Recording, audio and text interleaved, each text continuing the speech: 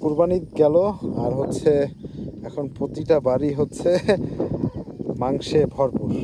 মাংস প্রচুর, মাংস খাওয়া হচ্ছে, তেল চর্বি জাতীয় জিনিস খাওয়া হচ্ছে।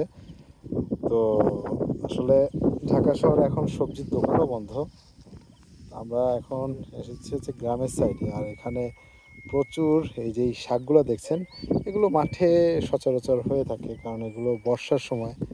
তো বর্ষার সময়ে প্রচুর পরিমাণে এগুলো হয়, আর এগুলোতে প্রচুর ভিটামিন খনিজ সম্পূর্ণ থাকে।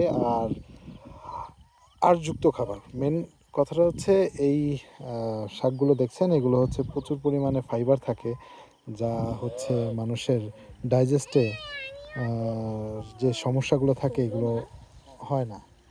এগুলো হচ্ছে কী শাক এটা? মালঞ্চ শাক।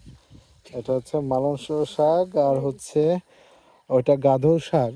এখন আপনাদের এলাকায় এগুলো কি বলে জানি না। এটা হলো গাধো শাক, আর হচ্ছে এটা হচ্ছে পাট শাক।